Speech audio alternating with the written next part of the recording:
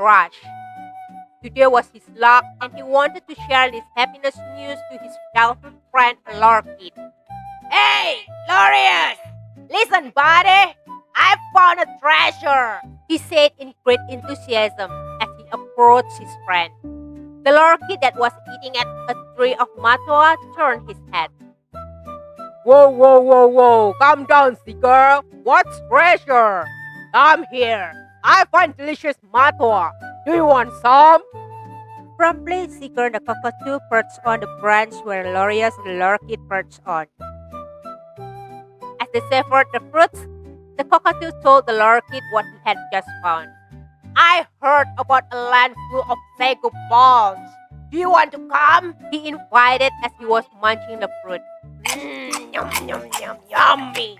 It's a pleasant for my empty stomach.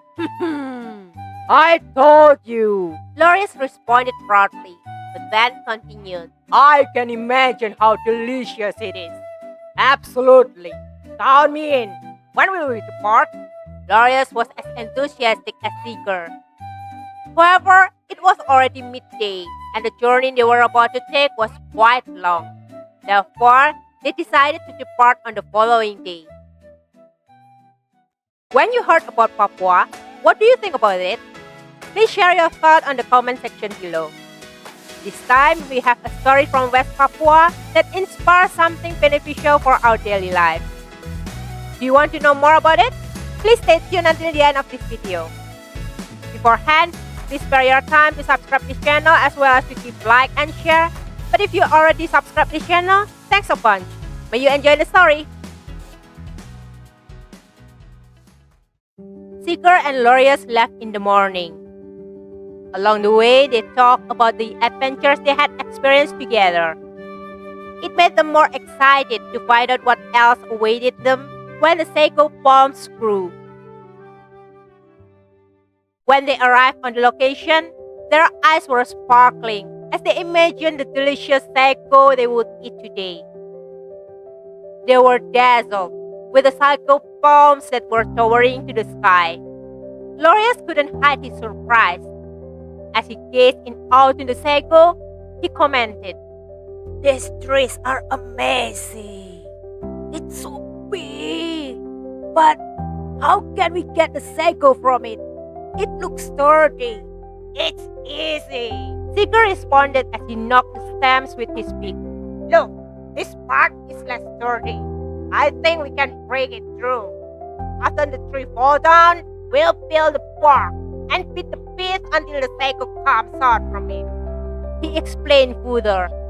Lorius, that was not sure with Seeker's idea, replied, "Well, how about making hole at the top of the tree? I think it's safer. We'll dig the sago out from it."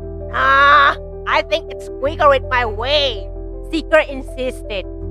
Seeing doubt in his friend's eyes, Seeker added, "Trust me, will you?" Reluctantly, Lorius agreed to carry out Seeker's plan. Before we continue, I remind you again to subscribe to this channel and turn on the notification bell if you think this channel could bring positive impact in our life, either motivation or inspiration. Also, please share this video so more people can enjoy the inspiration or motivation we bring through our channel. May you enjoy the rest of this video. Lorius' beak that was weaker than Seeker made most of the work had been done by the cockatoo. Nonetheless, Seeker was too excited to think about the delicious sago he would eat later, so he didn't care about it. Meanwhile, Lorius tried hard to keep up with Seeker. When the tree had finally fallen down, both of them peeled the bark of the trunk. It was only a bit smoother before they could eat the sago as the pith was thin. Even so, it was the hardest part, since they had to beat the pith until the sago flew out from it. By using the branch that was sturdy enough, they beat the trunk simultaneously. Unfortunately, the lorikeet began getting exhausted. He took a glance on the cockatoo that kept beating the trunk without lessening his speed. "It's too hard. I never thought it would be so difficult like this." As he kept beating the trunk, he thought that the sago tree he used to get was smaller than this tree. No wonder it hits harder. "Seeker, It's too hard! Lorius shouted what's in his mind. He had run out his breath already, but his friend seemed fine as he was still eagerly beating the trunk. Seeker, can we take a break first? It takes too long, he said in the midst of his breath. We've almost done, Lorius. Come on, don't give up. Seeker encouraged his friend, though he kept beating the trunk. Lorius was annoyed. His friend wasn't even bothered to check on his condition. He was exhausted, and yet he didn't care. More and more negative thoughts came to his mind until Lorius couldn't stand it anymore. In anger, he threw his bronze onto Seeker as he shouted, You're so selfish! You're always so stubborn! I never listen to me! The bronze was hitting Seeker's head hardly, and it suddenly made Lorius realize his mistake. Lorius immediately approached Seeker as he apologized in panic. Oh, Seeker! Oh, what I've done! I'm terribly sorry! Oh, what should I do? Lorius was blabbering in hysteria. Seeker still felt dizzy, but he assuaged his friend, though he answered concisely and weak. It's alright, Lorius. At the end, they didn't finish their work and went home instead. Lorius treated the wound of Seeker, but the feathers on his head weren't fully growing up, though his wound had already healed completely. Regret was still lingering on Lorius' mind every time he saw the wound on his childhood friend. Seeker, that had already known what was weighing on Lorius' mind, smiled meaningfully as he said, Don't mind it, my friend. You treated me well on these past few months. It's already in the past. Lorius wanted to say something, but Seeker stopped him by continuing his statement. I told you, I'm fine. I know you didn't mean it. Besides, let it be a reminder to listen to each other from now on. Seeker and Lorius is a childhood friend, but there's conflict between them because they don't communicate well. Communication is not only about how we talk to others, but also how we listen to others' thoughts.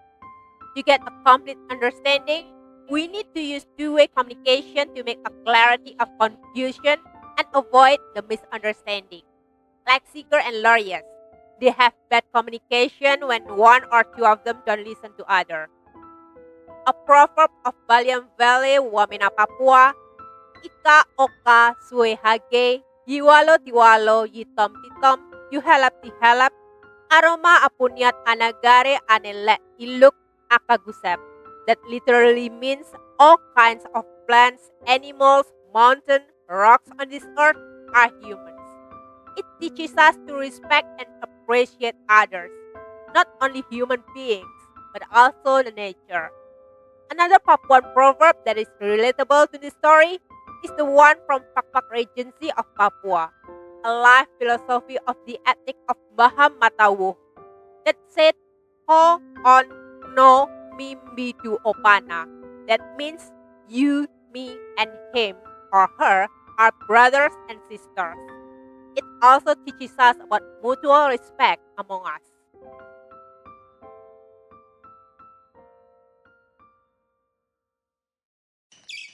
I apologize if there's mispronunciation. Please write a comment if you know how to say the right pronunciation or to read those proverbs. I really appreciate it. Last but not least, don't forget to subscribe and turn on the notification bell. Also to share it to others. May you have a wonderful day.